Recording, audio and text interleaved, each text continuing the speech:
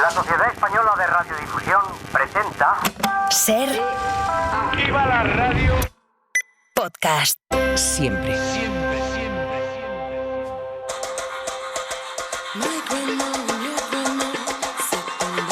En la cadena Ser, cualquier tiempo pasado fue anterior, con Nieves con Costrina.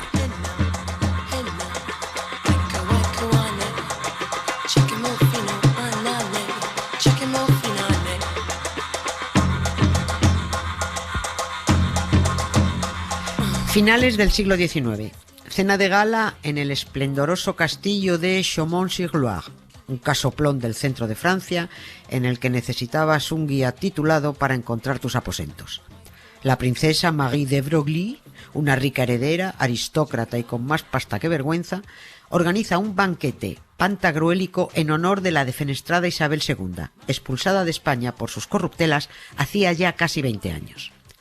A la Borbona destronada no había nada que le pusiera más que un buen cocido, de ahí que sus dimensiones fueran las que eran, y aunque la gastronomía francesa le parecía demasiado finolis y los franceses unos remilgados, aceptó acudir a aquel banquete en el Château.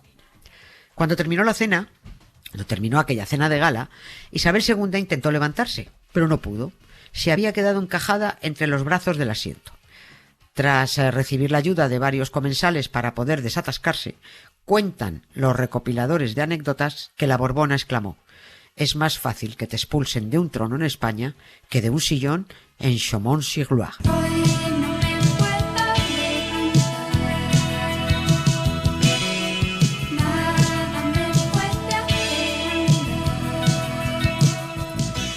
Cierto, expulsar a los Borbones del trono de España es fácil. De hecho, los hemos expulsado ya 5 veces. Lo difícil es evitar que vuelvan a sentarse, porque siempre hay un golpe de estado que les facilita la poltrona.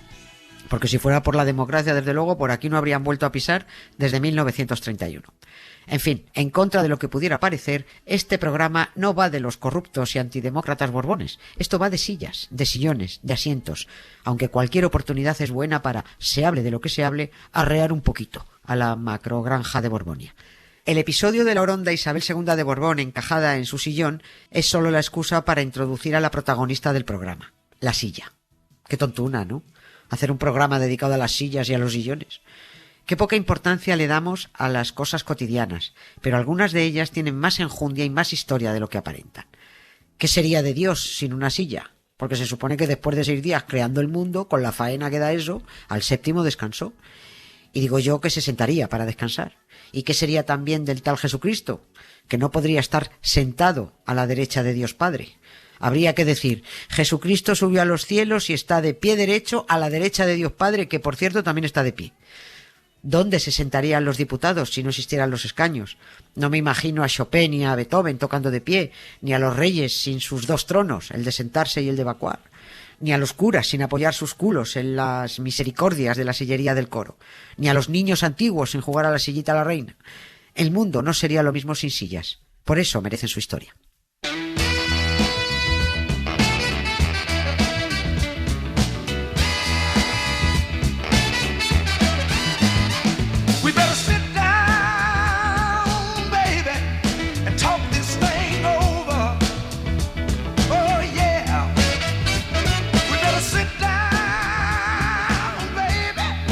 Pero el que estemos haciendo un programa dedicado a las sillas se debe a un libro, más bien un libraco, que cayó en nuestras manos hace casi 5 años y que se llama Sillipedia. No lo busquen porque no se vende. Es un libro exquisito que coordinó el diseñador y periodista Ramón Úbeda, preciosamente ilustrado, y que guarda 101 historias de sillas escritas por 20 autores. La Sillipedia fue un homenaje a la silla que hizo la empresa Andreu World al cumplir 65 años de actividad. Ahora, cuando está a punto de cumplir 70, es una compañía internacional de muebles de diseño, pero aunque ese nombre suene guiri, Andreu World empezó siendo una ebanistería que llevaba un señor llamado Francisco Andreu Martí en un pueblo de Valencia, en Alaquàs. Conste que no nos patrocinan ni les debemos nada, pero el libro está hecho con tanto gusto, descubre tantas historias y tanto anecdotario sobre la silla que nos ha inspirado para dedicarle un programa a este mueble. Y que, en contra de lo que pudiera parecer, no está entre nosotros desde siempre. La silla era un artículo de lujo. Sentarse, hombre, los pobres se sentaban, pero donde pillaran en casa, sobre el arcón que tuvieran, si es que lo tenían, en un taburete, en un banco corrido, en una banqueta, pero una silla con sus 4 patas y su respaldo y su asiento de cuerda, de cuero o tapizado, eso era de ricos, eso era un artículo de lujo. Y sentarse, un privilegio que les estaba vetado a los trabajadores. Hasta bien entrado el siglo XX, a los obreros de las fábricas y a los trabajadores de los comercios les estaba prohibido sentarse. Y lo que viene a continuación no lo recoge el libro mencionado, pero como esto va de sillas, lo aportamos nosotros. Hablamos de la llamada Ley de la Silla, la primera legislación laboral que protegió a la mujer obrera. Y lo de protegió lo digo con retintín. Ya verán por qué. Orgulloso de estar entre el proletariado. Es difícil llegar a fin de mes y tener que sudar y sudar para ganar nuestro pan. Ponemos primero un poquito de contexto laboral en aquella España de finales del 19 y principios del 20, en la que los obreros solo estaban considerados como fuerza bruta y carecían del más mínimo derecho. Desde 1866 se venía reivindicando la jornada de 8 horas en toda Europa, con huelgas y manifestaciones y con el famoso lema de las 3-8. 8 horas de trabajo, 8 horas de ocio, 8 horas de descanso. Casi 60 años estuvieron peleando los obreros europeos por esas 8 horas, que no se incluyeron en las legislaciones laborales, en la española tampoco, hasta que terminó la Primera Guerra Mundial. Pero hasta que se empezaron a dar pequeños pasos en los derechos laborales, imaginen lo que era ser obrero a finales del 19 y principios del 20. Jornadas interminables de trabajo, sin posibilidad de reclamar en ningún sitio, sujetos los trabajadores a la arbitrariedad del patrón, con empresarios inmunes, inviolables, hicieran lo que hicieran, con niños explotados en las fábricas y en las minas, con trabajadores sin amparo ante un accidente laboral, dependiendo solo de la caridad si no había trabajo o si un padre de familia quedaba impedido. La deshumanización de los obreros en el trabajo llegó a tales niveles, era tal la explotación a la que estaban sometidos por la mayoría de empresarios, que nació una preocupación global, un concepto al que llamaron la cuestión social. ¿Y qué era esto de la cuestión social? Pues que la pobreza, la miseria, la mala calidad de vida de la clase trabajadora eran tan escandalosas que algunos intelectuales y políticos reclamaban que el Estado empezara a intervenir activamente para proteger a los trabajadores. Yo, como soy mal pensada, no fío esto solo a la bondad y a la integridad de algunos dirigentes políticos y pensadores, que también, sino a que los trabajadores estaban agrupándose en sindicatos y se les estaban inflando las narices. Los estados tenían que empezar a legislar y a proteger a los obreros antes de que los obreros se inflaran del todo y reventaran los estados. A mí me gusta el money y a ti te gusta el money, todo lo que quieres money. Money, money, money is the all you ever think about. Money, money. ¿Saben ese señor presidente de los empresarios españoles, Antonio Garamendi? Ese que cada vez que abre la boca muere un gatito en Instagram. Ese que cobra 400.000 euros al año, pero le duele que a un mileurista le suban 80 euros al mes. Ese que vaticinó que España iba a reventar por todas sus costuras, que las empresas se iban a hundir por una ligera subida. Ese que no ha acertado ni una sola de sus catastrofistas predicciones. Bueno, pues así llevamos desde finales del 19, con algunos empresarios que, si pudieran, no levantarían el pie del cuello de los trabajadores. Y les pongo un caso que relata el historiador Carlos Dardé en un artículo que escribió en los años 90 y que les va a dejar cuajados al comprobar la crueldad de algunos empresarios de finales del siglo XIX en España ante el debate que se estaba produciendo en torno a esa cuestión social. Fue cuando el presidente del gobierno, Antonio Cánovas del Castillo, dijo durante un discurso que el Estado tenía que intervenir para proteger a los trabajadores, porque los empresarios no estaban por la labor de hacerlo motu propio. Se aprovechaban de la resignación del pobre y demostraban nula caridad y escasa moral.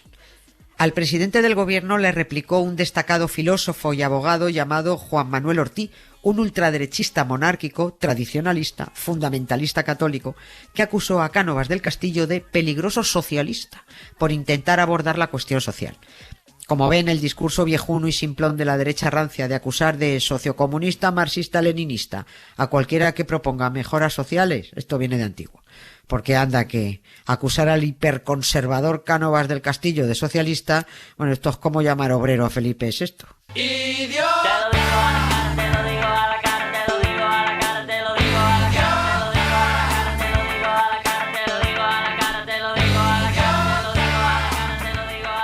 Aquel hombre que defendía el derecho de los empresarios a explotar a los obreros replicó al presidente del gobierno que decirle al empresariado cómo tenía que actuar era violar los principios de la justicia y meter las narices en el derecho de la propiedad.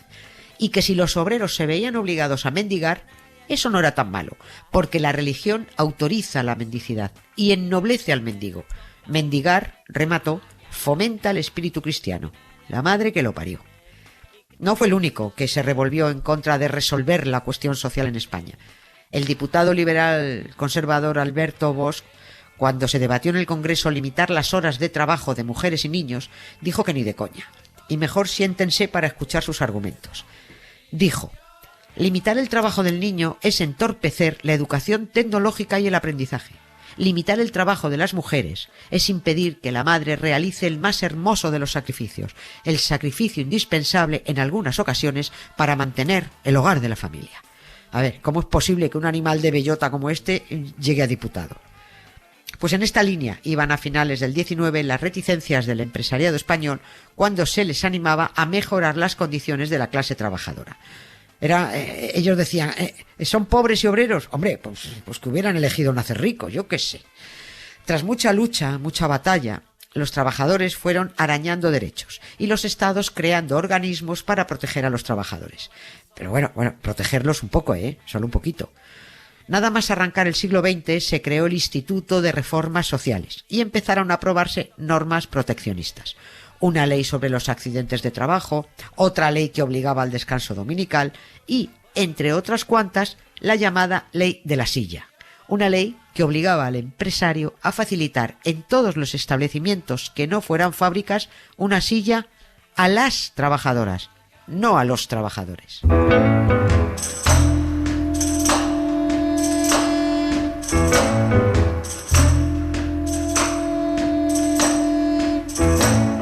I can wash out 44 pairs of socks and have them hanging out on the line.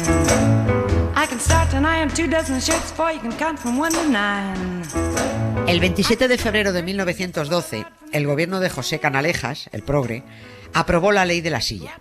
Un nombre un poco tonto para una ley tan importante, pero se llamó así porque la protagonista de la ley era la silla.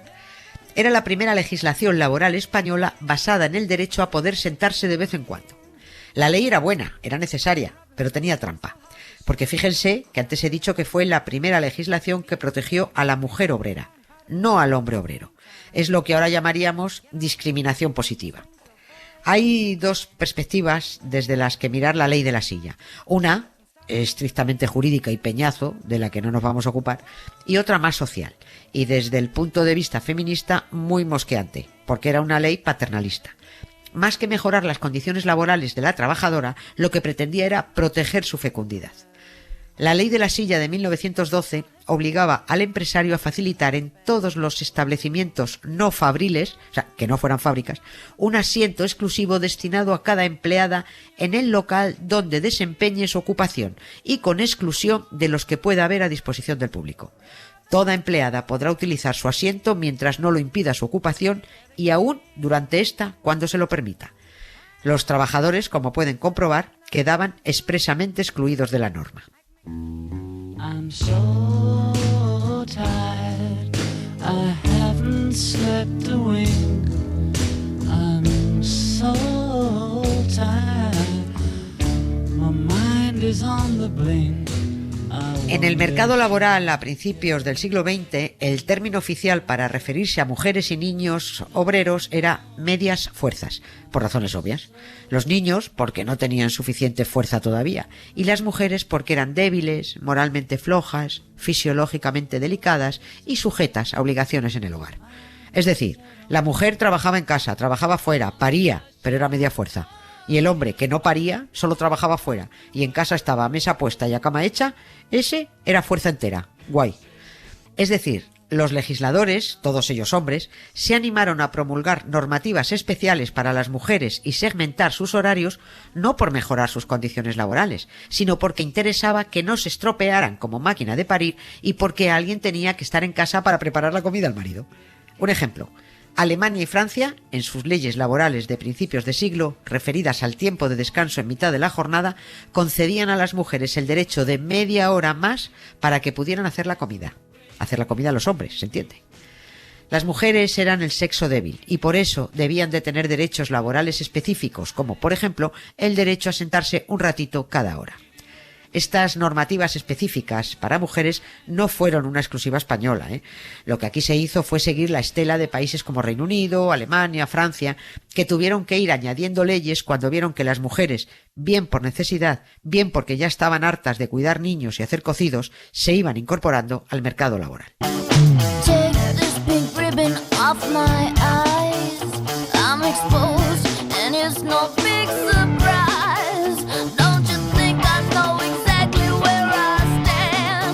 Lo lógico es que la ley de la silla hubiera sido para empleados en general, no para empleadas, porque los riñones le duelen lo mismo a un hombre que a una mujer si está mucho tiempo de pie.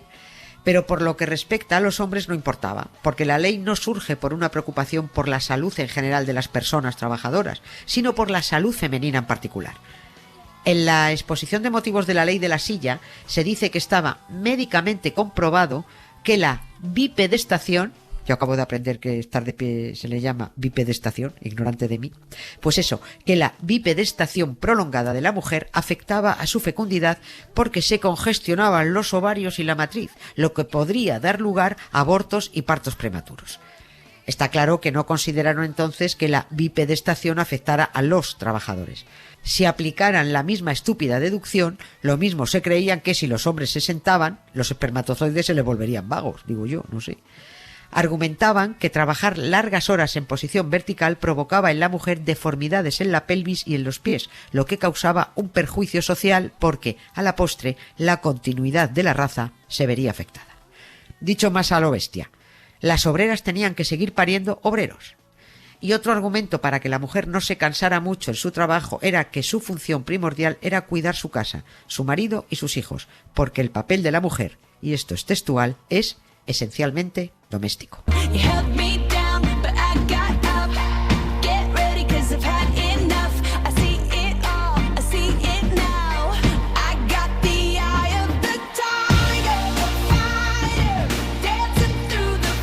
Los argumentos para permitir que las obreras se sentaran y los obreros no eran tan chorras que en cuanto alguien se paró a pensar sugirió que la ley de la silla se ampliara también a los hombres. 6 años después, en 1918, la ley se modificó, en cuanto se percataron de que estar muchas horas de pie era malo para la salud de los humanos en general. Y ahora, una alerta para trabajadores y trabajadoras y una advertencia al señor Garamendi y sus chicos empresarios que todavía hoy prohíben a los empleados que se sienten. La ley de la silla ya no se llama así, pero su esencia se ha incluido en otras leyes sobre contratación y prevención de riesgos laborales, en las que se reconoce el derecho a sentarse y a cambiar de postura. Hay comercios que impiden que haya sillas para los empleados, porque consideran poco estético que el cliente entre y los encuentre sentados. Pero sepan que los supermercados, farmacias, comercios en general, grandes almacenes y bares que no tienen sillas para sus empleados son los de aquellos mismos empresarios del siglo XIX que consideraban que los trabajadores eran un cacho carne con ojos.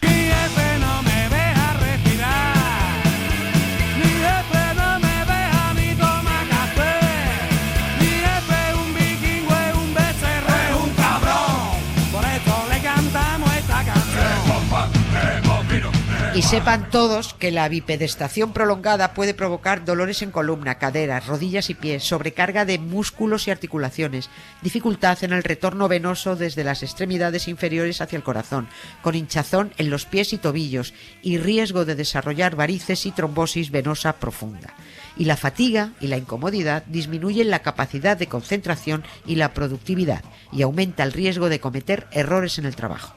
Sentarse un ratito cada hora es beneficioso para todos, para los trabajadores, para las trabajadoras, para los empresarios y para las empresarias. Y hasta para el presidente de la COE es bueno. Así que, señor Antonio Garamendi, siéntese a pensar en la cuestión social y en por qué los países con menor jornada laboral y mejores salarios son más productivos.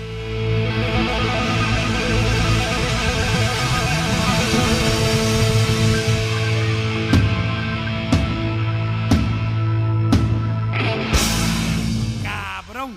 En el letrero que diga cabrón. C-A-V-R-O-N. Cabrón. Historias con sonido. Cara A, con Emma Vallespinós.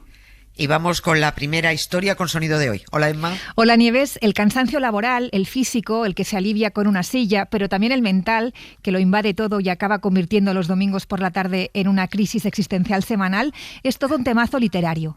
Lo han explorado recientemente autoras como Silvia Hidalgo, Andrea Janubart o Beatriz Serrano, autora del Descontento, en cuyas páginas iniciales escribió una de las frases de la canción que vamos a escuchar, la titulada Heaven Knows I Am Miserable Now, de la banda inglesa Los Smiths, que dice: estaba buscando un trabajo y entonces lo encontré y ahora el cielo sabe lo miserable que soy. Y sigue: en mi vida, ¿por qué doy mi valioso tiempo a gente a la que no le importa si vivo o muero? El tema ha cumplido 40 años este 2024, pero para muchos sigue siendo todo un himno de la tristeza laboral. Tristeza laboral. Sí. ¿Me puedo quedar eso? Pa' ti.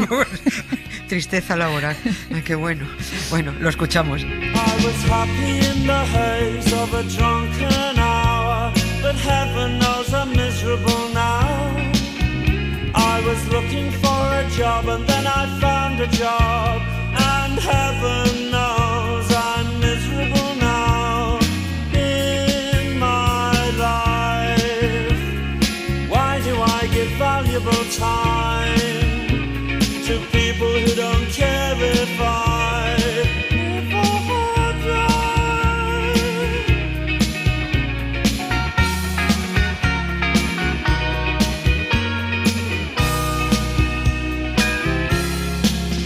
Two lovers entwined pass me by, and heaven knows I'm miserable now.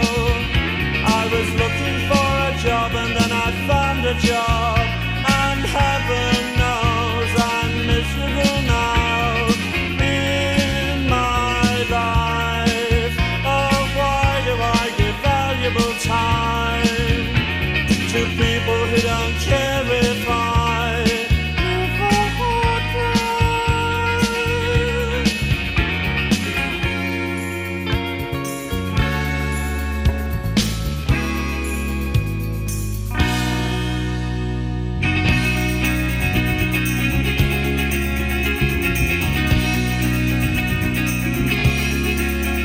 What she asked of me at the end of the day, Caligula would have blushed. Oh, you've been in the house too long, she said, and I naturally fled. In my life, why do I smile at people who I'd much rather kick in the eye?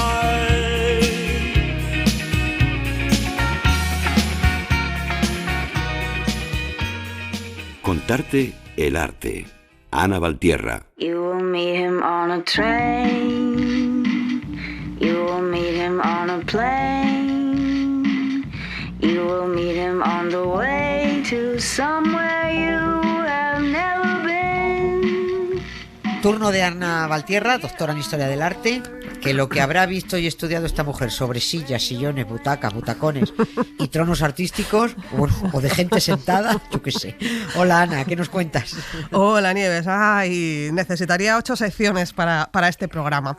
Pero he elegido una muy especial, una silla, un trono espectacular, muy original, una silla que fue usada en su interior como urna funeraria. ¿Qué te parece? Vaya, este giro, ¿verdad? Bueno, el lateral de la silla estaba abierto para poder introducir las cenizas del difunto. Bueno, de la difunta, para ser más exactos. En esta escultura de la que hablamos, en uno de los laterales del trono existe un hueco donde se depositaron los restos de un cadáver, y estamos hablando de la Dama de Baza, una escultura ibérica hecha en caliza policromada del siglo IV a.C., que es una auténtica preciosidad y que está hoy en el Museo Arqueológico Nacional. Cierto. ¿Cómo es? Descríbenos, cuéntanos cómo es esa escultura. Es una mujer sentada con las manos apoyadas en la rodilla de un trono, sujetando con la mano izquierda un pichón. El trono es una preciosidad, Nieves. Tiene el respaldo con forma alada y las patas son garras de león. De las cosas más bonitas que tiene esta escultura son los colores, porque la pintan entera. Las mejillas son rosadas, el pelo negro se asoma debajo de la mantilla en forma así de caracol, su cuello está adornado por 4 gargantillas de cuentas, un collar de lengüetas y otro de anforillas. De sus orejas caen unos pendientes gigantes, son casi imposibles de llevar, de estos que dicen antes muerta que sencilla. Bueno, muerta está, las cosas como son, pero tampoco es sencilla. Y bueno, tiene una forma troncopiramidal del que cuelgan unos flecos, estos pendientes que digo. Sobre la cabeza lleva una tiara rodeada de cuentas, sobre la que se coloca un manto. Lleva 2 sayas, una túnica decorada con cuadrados de colores, igual que el manto que cubre la cabeza, todo rojo azul, en fin, no le falta un perejil. Magnífico trono, oye. Oye, ¿cómo metieron ahí en el lateral de la silla a los restos de la difunta? Bueno, es que esto es curiosísimo. En este caso, la difunta fue cremada. Esto quiere decir que una vez muerta, este detalle es importante tenerlo en cuenta, la quemaron hasta hacer desaparecer sus partes blandas, es decir, los músculos, la grasa, el pelo. Pero no es una quema total, como bien sabes, hay huesos que con la cremación no se llegan a quemar. Pero hay cosas más curiosas todavía. En el interior de esta dama de Baza no hay cenizas, Nieves, ninguna. 0 cenizas. Es decir, que después de la cremación y con sumo cuidado, se cogieron los huesos que no se habían convertido en cenizas y se depositaron en el interior de la dama de Baza. Las cenizas, correspondientes, como decíamos, en su mayoría a músculos, piel y órgano, se dejaron fuera o se desecharon para otra parte del ritual. Ajá. De esta manera, solo han llegado hasta nosotros los restos que resistieron a la acción del fuego. Y es curioso porque el análisis de estos huesos de ese trono nos da muchos datos sobre la difunta y sobre el ritual de la muerte. Es verdad, es que los muertos hablan por los codos. Sí. ¿Qué podemos saber? Y gracias a estos huesos, ¿qué podemos saber? ¿Qué nos cuentan? Habla más que los vivos a veces, efectivamente. Sí. Bueno, por este análisis de estos huesos sabemos que el rito funerario y la cremación se produjeron poco después de la muerte de esta señora y antes de llegar al estado de putrefacción. También sabemos que seguramente se realizó la cremación al aire libre. A ver, Nieves, esto tiene cierta lógica. Imagínate la que se podía liar si dentro de las casas o las chozas, con techos normalmente de paja o madera, se ponían a quemar cadáveres. Podían salir con algún muerto de más, porque normalmente se usaba una pira funeraria, no un horno crematorio como hoy en día. O sea, podía ser un poco jaleo. En todo caso, esto lo sabemos seguro por el análisis de los huesos, porque los trozos encontrados tienen diferentes colores. Esto lo que nos indica es que el calor de la cremación no se aplicó de manera uniforme y controlada, como pasaría en un horno. Bueno, vale. Y luego está también, supongo, que nos contarás el ajuar funerario, ¿no? Bueno, eso también es impresionante. La dama de Baza apareció en 1971 en Baza, en Granada. Era la sepultura número 155 de la necrópolis de la antigua ciudad de Basti, una de las principales ciudades fortificadas íberas de la época. Cuando apareció, casi todas las tumbas habían sido profanadas en esa zona, pero la de la dama de Baza conservaba el ajuar. Dentro del ajuar había una cantidad importante de armas, entre ellas algunas falcatas, que son unas espadas características de los íberos, que están curvadas y que solo tienen uno de los 2 filos afilados. Había puntas de lanza, un posible puñal, 3 o 4 escudos, alguna lanza arrojadiza pesada. Claro, Nieves, tumba con armas, y en cuanto apareció, algunos investigadores españoles dijeron: date. Si hay armas, se trata de la tumba de un hombre, seguro, porque los hombres ya sabes que tienen pene, las mujeres vagina, y es por todo sabido que las armas son cosa de hombres y no de seres delicados como nosotras las mujeres.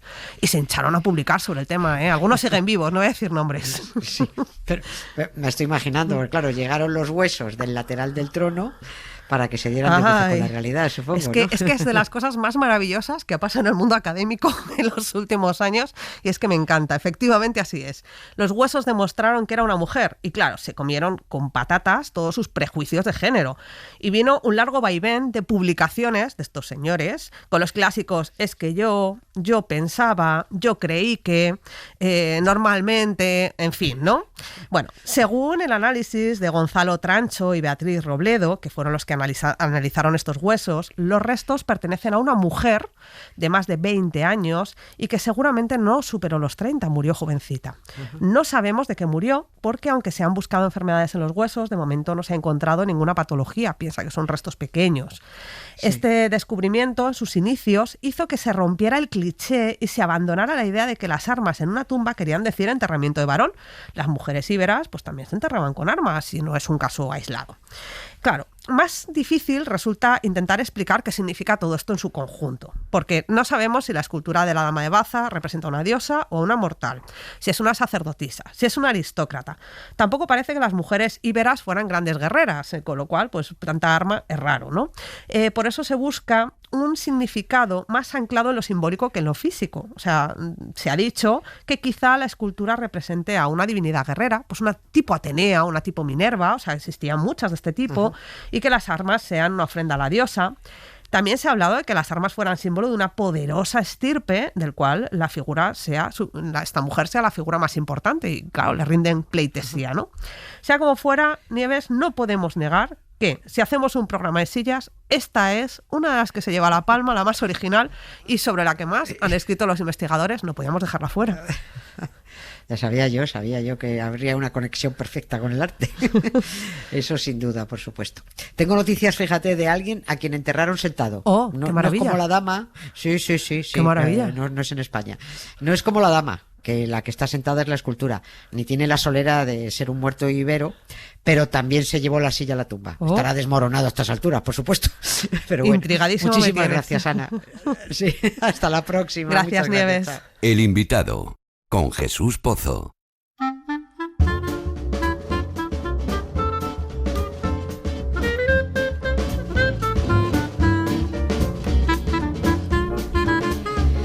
Jesús Pozo trae a un invitado a quien conoce bien porque fue el que le enseñó a sentarse y levantarse correctamente de una silla. Se llama Eduardo Juárez y es fisioterapeuta. Así es. Y también me enseñó a cómo debo levantarme de la cama por las mañanas y me va fenomenal. Ejerce en la Clínica Bretón de los Herreros de Madrid y vamos a empezar por el principio, el humano y la silla. Existe un conflicto entre, digamos, a dónde nos ha llevado la evolución humana y la forma que tiene nuestro cuerpo y la posición sentada en una silla. Es decir, hay ya de entrada una cosa que no concuerda, y es que básicamente no estamos pensados evolutivamente para estar sentados en una silla. Tiene que surgir toda como una, vamos a llamar, ciencia, que se llama la ergonomía, para conseguir adaptar esa posición que es sentado en una silla, que no tenga consecuencias negativas sobre nuestra salud, aunque lo hagamos bien veremos que también las puede tener, ¿vale? Entonces tenemos que adaptarlo, apaciguarlo, suavizarlo, porque existe este conflicto. ¿Y desde cuándo crees, con Costrina, que viene ese conflicto? Eso hay mucha evidencia de que el ser humano, desde que nos adaptamos en la posición bípeda, pues eso, alrededor de los Australopithecus, ¿no? La famosa Lucy, ya no estaban estructuralmente su cuerpo diseñado para estar sentado en una silla. Hablamos de sentados en una silla. Sí que tenían posiciones de descanso.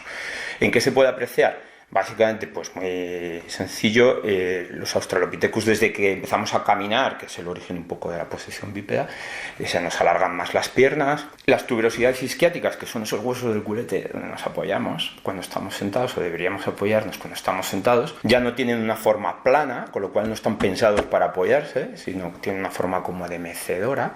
Son más cortos, y esto hace que cuando nos ponemos de cuclillas, que es la posición natural de descanso de Lucy en la sabana africana, los isquiones no nos llegan al suelo, con lo cual no apoyamos las nalgas, digamos, en el suelo. Los podríamos apoyar en una piedra o en algo, pero sería algo temporal, con lo cual digamos que en el desarrollo humano no estamos pensados para estar sentados en una silla.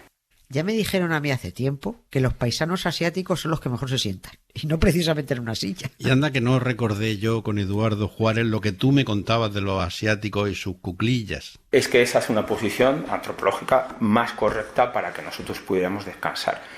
Estamos más pensados para estar en cuclillas o de rodillas. E incluso somos los únicos en la sociedad occidental que nos sentamos en una silla. Si te das una vuelta por el mundo, y supongo que hemos viajado todos un poco, pues hemos visto cómo pues en la India se sientan alrededor de unas mesas pequeñas para comer y ellos están sentados de rodillas o en cuclillas o con las piernas cruzadas. Obviamente en Japón, en las culturas asiáticas, en Vietnam, en África, ¿no? Cuando vemos esas imágenes de una reunión social debajo de un árbol a la sombra de una y están sentados de cuclillas charlando, socializando, comiendo. Entonces nuestro cuerpo está pensado para esa posición, con lo cual el glúteo sirve para hacer sentadillas, digamos. Es una idea, ¿no? Es para erguirnos, para ponernos en bipedestación, porque está demostrado que el glúteo no se activa mucho cuando andamos por una superficie horizontal. Se activa cuando subimos una escalera o subimos una rampa. Vamos a lo que al oficio de Eduardo Juárez, porque hemos dicho que es fisioterapeuta. Así es, y mira cómo explica a qué se dedica. Es la terapia, es decir, que implica trabajar sobre la salud de las personas y su bienestar a través de medios físicos. Nos especializamos, por ejemplo, en terapia respiratoria. Fisioterapeutas que van en los hospitales o personas que tienen enfermedad obstructiva crónica y les enseñamos a hacer cosas para que mejore la calidad de vida. Nos especializamos también en cáncer, ahora que está muy de moda, ¿no? Es decir, en hacer ejercicio en pacientes oncológicos, ¿no? Que le viene bien porque sabemos que puede ser y puede producir beneficios en su bienestar.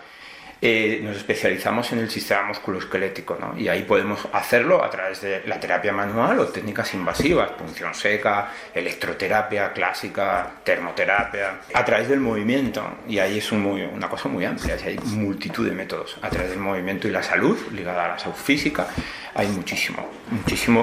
¿Por qué? Porque podemos hacer movimientos terapéuticos como el pilates, pero también está el yoga, pero luego hay ejercicios físicos específicos, y hay muchos métodos a lo largo de la historia de la fisioterapia. Y luego ya somos, en el fondo, educadores. Deberemos adoptar más un papel de educación en salud.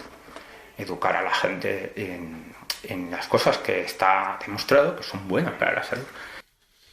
Pero ojo, que son estudios universitarios y muy controlados, que cualquiera no debe tocar el cuerpo de otra persona sin conocimiento. Ahí la idea clave es la formación.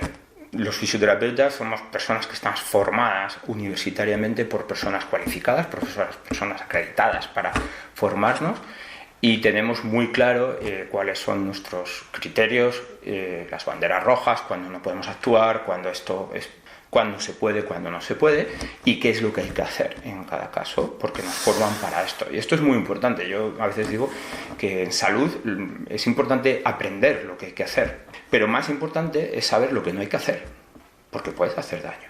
Y esto lo tenemos que estudiar y actualizarnos, y el espacio que nos hemos dado para aprender esto es la universidad. Así es. Bueno, volvamos a lo nuestro, a la silla. Vamos a ver por qué estar sentados mucho tiempo tiene sus riesgos para la salud.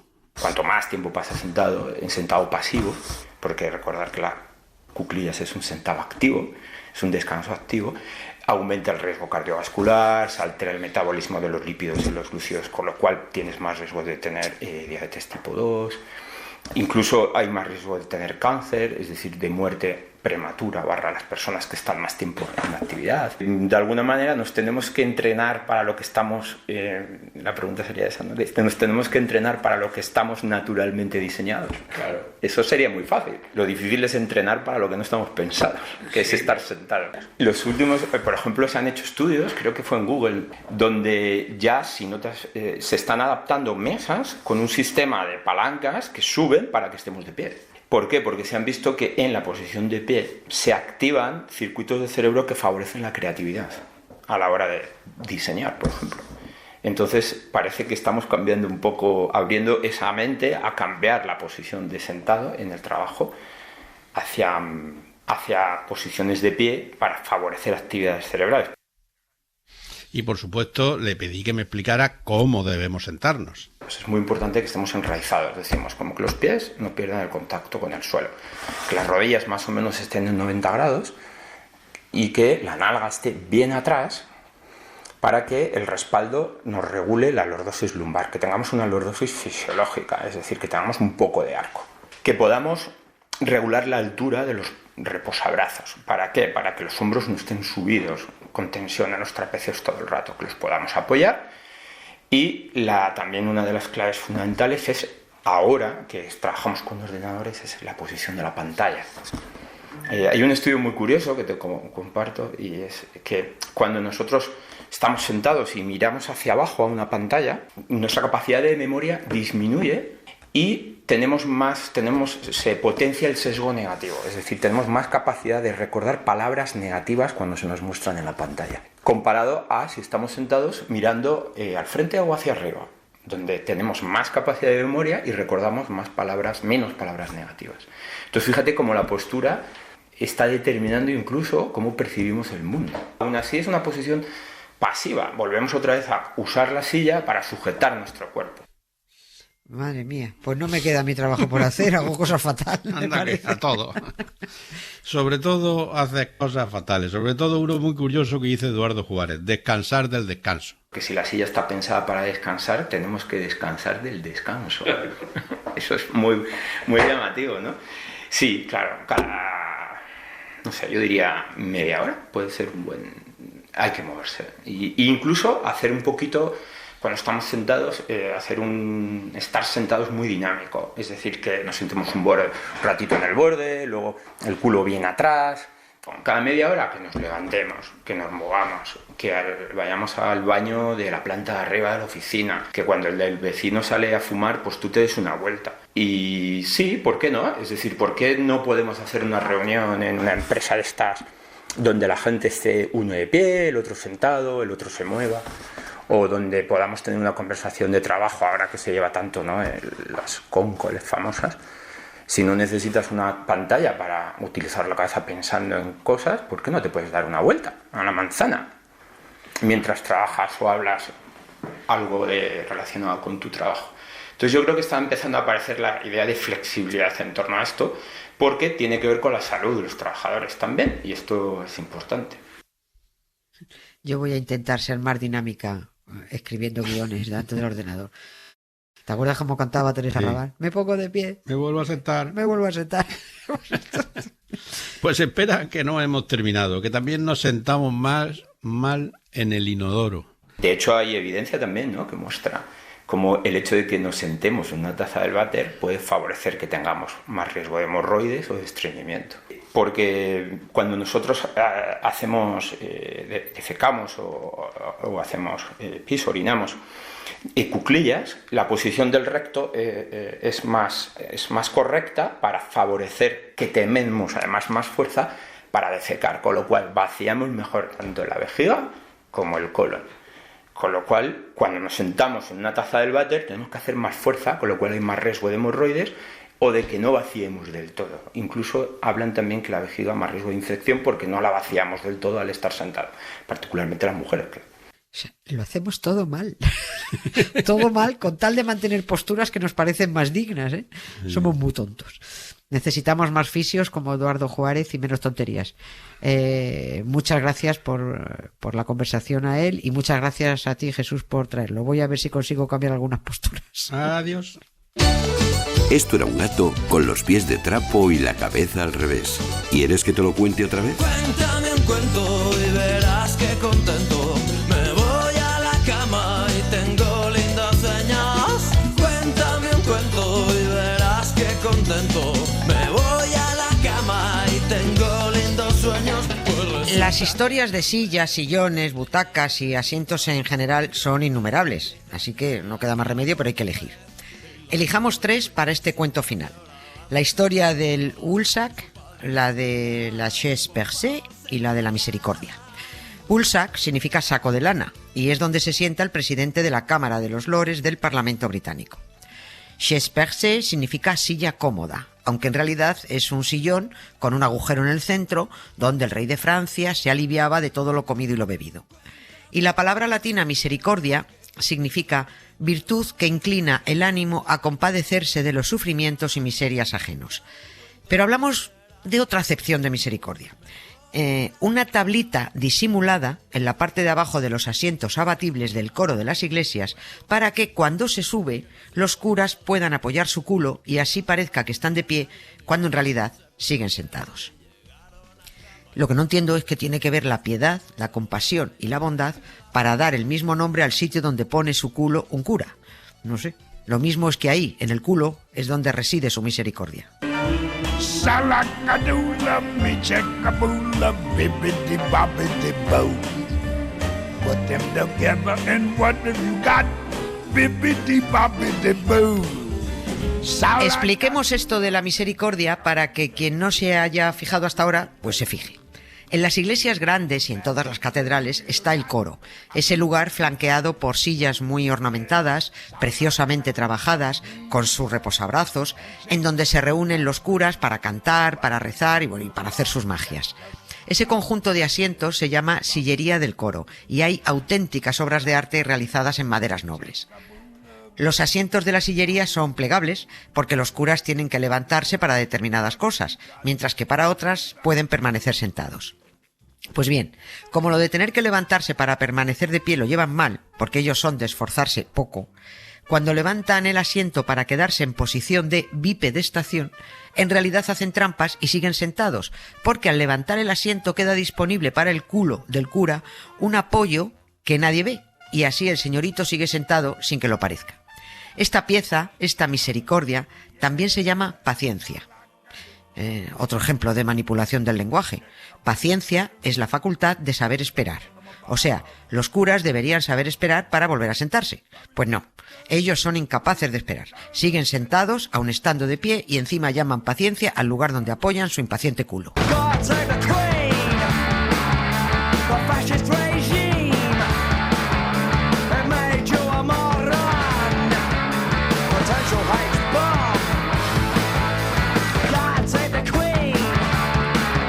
Entremos ahora en la Cámara de los Lores.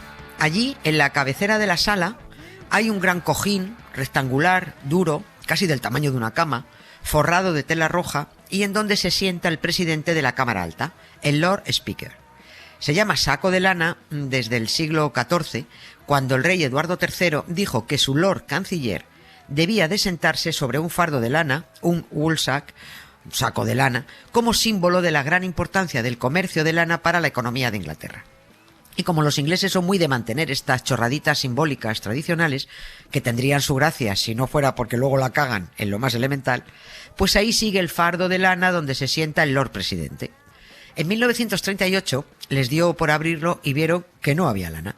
Tanta tradición simbólica y tanta leche, y resulta que el woolsack estaba relleno de crines, de pelos de animales. Pero lo solucionaron de inmediato para no ofender la tradición. Tiraron las crines y rellenaron el cojín con lana de las ovejas de las Islas Británicas y de todos los países de la Commonwealth. Y por lo que respecta a sentarse en la Cámara de los Lores y en la de los Comunes, pues esto también tiene su gracia. El Parlamento británico no es como el español, que hay un escaño para cada diputado. No, allí eligen más diputados que asientos, y no entran todos. Así que el día que quieren asistir a sesiones importantes, muchos tienen que quedarse de pie, apretujados o en los pasillos. Hay 650 representantes en los comunes, pero en los bancos solo entran sentadas 426 señorías. Y lo mismo pasa en la Cámara de los Lores. 788 cayetanos aristócratas, pero no entran todos sentados.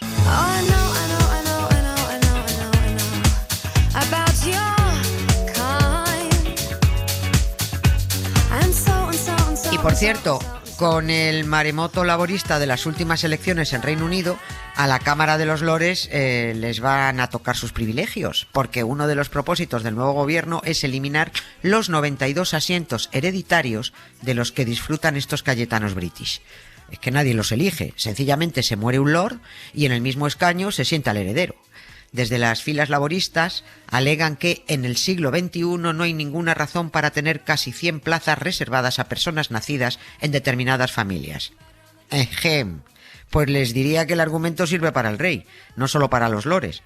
En el siglo XXI no hay ninguna razón para tener la jefatura del Estado reservada a personas nacidas en determinada familia, sean Borbones o Windsor. Es rancio, es arcaico y es antidemocrático. Y hablando de reyes, nos falta la chaise percée real de Versalles, la silla cómoda donde el rey de Francia, vamos a decirlo con todas sus letras, cagaba y meaba. Chaise percée tenían todos los aristócratas en sus casas. Era un cómodo sillón con un agujero en el centro, cubierto con una tapa que se retiraba para que se sentara el rey, la reina, el duque o la marquesa. Debajo del culo había un orinal que el mozo destinado a tales menesteres retiraba y limpiaba cuando los culos concluían los quehaceres para los que fueron creados por Dios. Porque a Dios no se le escapó un detalle anatómico cuando hizo a Adán, que también tenía culo.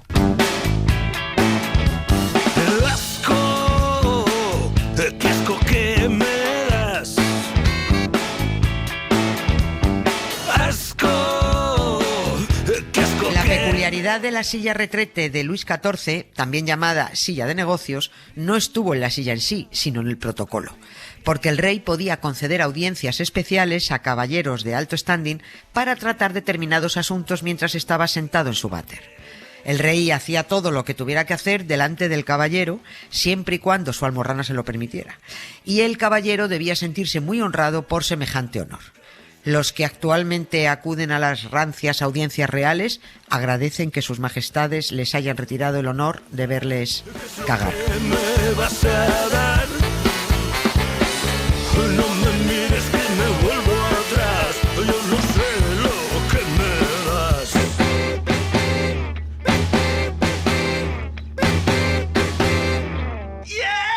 Historias con sonido. Cara B. Con Emma Vallespinós. Acabamos, como siempre, con música, con otra historia con sonido. Sí, hemos estado hablando de sillas que yo creo que hoy en día son la cenicienta del mobiliario para sentarse. Tan simples, tan poco acolchadas por lo general, ¿no? 4 patas y pa'lante. Nadie llega a casa cansado y sueña con sentarse en una silla. Nadie sueña en sillas en general, ¿no? Una fantasía con sofás, con sillones, con balancines, con hamacas, si es verano. Bueno, miento. Si vives en Madrid sí que sueñas con sillas porque no hay donde sentarse en esta ciudad. Pero volviendo a la comodidad, nuestra cara B va dedicada al Messi de los asientos, al Cervantes del plantar el culo, a sin duda el caviar de los cuerpos cansados, la cheslón. Oh. La vida es otra en una cheslón. Los garamendis del mundo las prohibirían si pudieran, pero se siente, no pueden. Acabamos con la canción Cheslong del dúo británico Wet Leg, que son buenísimas, y este tema fue justamente su single debut en 2021.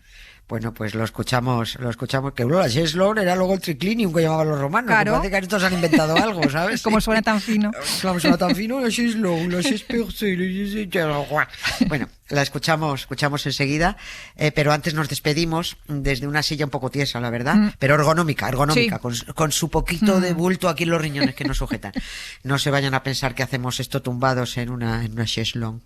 Recuerden que este programa ha sido posible gracias a Jesús Pozo, a Ana Valtierra, a Emma Vallespinós, a Pepe Rubio, a la técnico de sonido María Jesús Rodríguez y a mí misma, Nieves con Costrina. Disculpen que no me levante. Adiós. Mommy, Daddy, look at me. I went to school and I got a degree. All my friends call it the big D. I went to school and I got the big D. I got the big D. I got the big D. I got the big D. I went to school and I got the big D. Is your muffin buttered? Would you like us to assign someone to butter your muffin? Excuse me. What? Excuse me. What? Hey you, over there, on the chaise longue in your underwear. What are you doing sitting down? You should be horizontal now.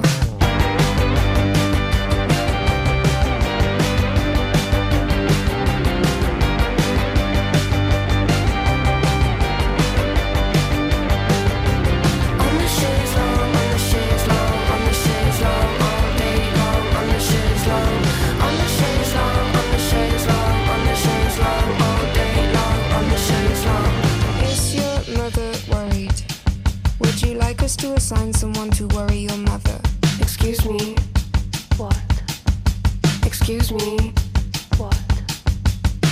Hey you, in the front row, are you coming backstage after the show? Because I've got a chaise longue in my dressing room and a pack of warm beer that we can consume.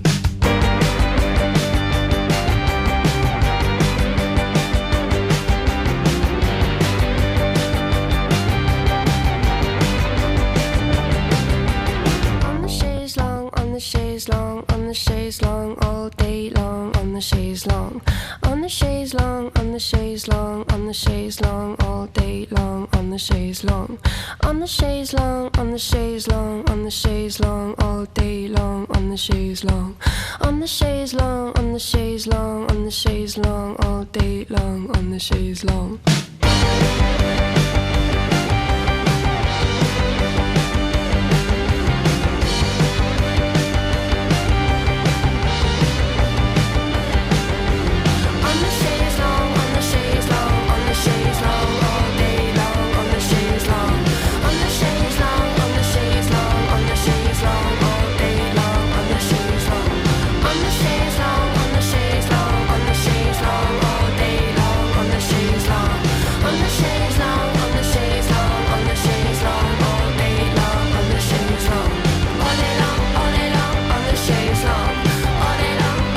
Para no perderte ningún episodio, síguenos en la aplicación o la web de la SER, Podium Podcast o tu plataforma de audio favorita.